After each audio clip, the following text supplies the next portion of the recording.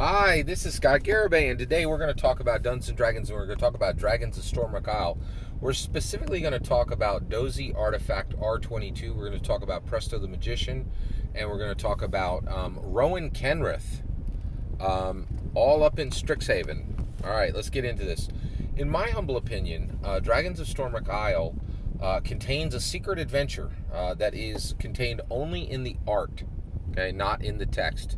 Additionally, in my humble opinion, there are 9 images in Dragons of Stormwreck Isle, art images, large half-page images, that depict the Dungeons & Dragons 1980s Saturday morning cartoon protagonists, even though Wizards of the Coast says it's not them. In my humble opinion, it is them. I think there's a lot of evidence to that, personally, in my humble opinion. All right, this is a part of a playlist. It needs to be watched in the order it appears in the playlist, which is linked below, in order for full context. Let's talk about DOSI artifact R22, and this is the last of the 9 DOSI artifacts that we're going to be talking about. I'll have covered them all after this.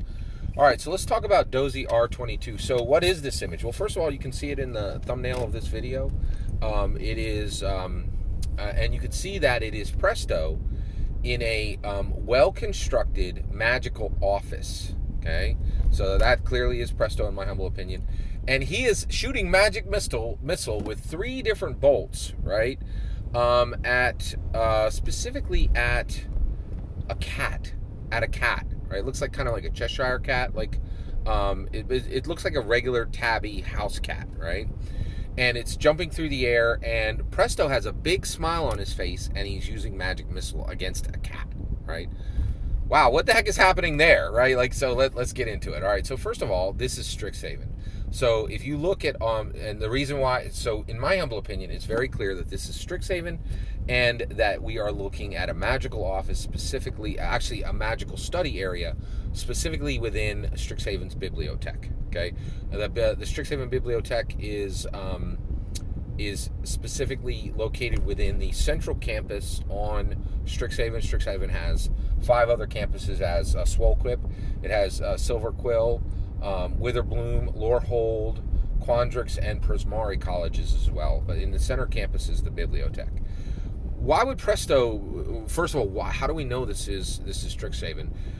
The construction of the building, it matches exactly everything that's shown within Strixhaven as far as the study areas that are in the bibliothèque.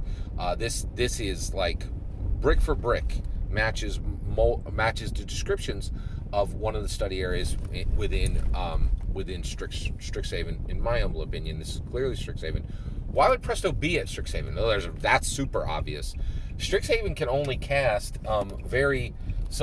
Presto can only cast, when we see him in the 1980s D&D Saturday morning cartoon, he can only cast very ineffectively by pulling pulling spells literally randomly from the Hat of Wizards. I'm pretty sure that's what he's using there, or what he's been using there has been recreated in Dungeons & Dragons called the Hat of Wizards. And so basically, he can only cast by randomly pulling spells out of his hat, right? And it's incredibly ineffective. He never knows what he's going to get. He's not actually casting. He's like yanking spells out of a hat. It's a hot mess. Like he kind of sucks in the 1980s D&D cartoon. Everybody feels bad for him. You're like, you're never going to get an 8, buddy. Like this is mid, right? Like, it's bad, right? And so Presto is really like the butt of a lot of jokes, and he's just a joke in the 1980s D&D cartoon, all the way literally up to the end. And that's terrible for him. Like, he deserves more, right? Well, here's the issue. If you look at the images, the DOSI artifacts, in my humble opinion, it's very clear. Dungeon Master is dead, right? And I think when Dungeon Master died, those protagonists are like, okay, time to sit up, put up or shut up. Like, let's stop the nonsense. Let's get serious, right? And so Presto needs to learn how to cast, right? Where are you gonna go? Or like, who you gonna call? Right? Ghostbusters, right? Strixhaven. If you need to know how to cast and you got a little bit of skill and you've been, mentored by Dungeon Master, you're gonna get your letter of acceptance from Strixhaven, right? So by all logic, right, Presto has been accepted to Strixhaven This is Strixhaven. You can see it looks exactly like the bibliothèque, like the study areas of the bibliothèques are described within the Strixhaven book, right? And so Presto is here. Now, there's more evidence in the image that this is Strixhaven and that this is Presto. I'll give you more evidence. So first of all, we know Presto, right? While he is a joke, he is an incredibly kind, brave person, right? And one thing you could bet he would never do is just use magic missile to destroy a cat, right? Like, that ain't Presto, right? We know him. He's a hero, right? He's kind. He's tolerant, right? He's a good guy, right? He's not going to just kill a cat with, with magic missile, right? So in this image, we see him using magic missile on a cat, right? Like, which you're like, nah, that doesn't make a lot of sense, right? Well, it does the moment you realize that he's in the bibliothèque, and the reason why is that's not a cat. That's somebody who's used transformation, right? Shape change to take on the form of the cat, right? And if you look at the patterns of the hair on there, that's Rowan Kenrith's hair. Rowan Kenrith is a powerful Magic the Gathering mage, right? And she attended Strixhaven, right? So her exact hair pattern is matched in the hair pattern of the cat, right? And that is Rowan Kenrith shape changed.